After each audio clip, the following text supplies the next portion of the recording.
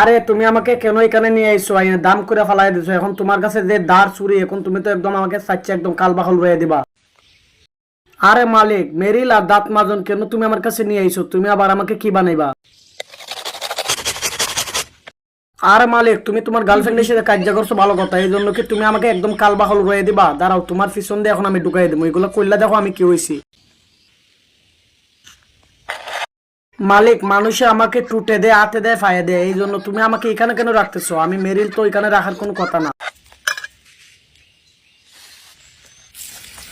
মালিক, গালা গালা জিনিস দিয়ে আবার কি বানাইবে? তুমি তোমার গার্লফ্রেন্ডের সাথে ঝগড়া করছো, কইরা তুমি এই আমাকে কেন গাইলা দিছো?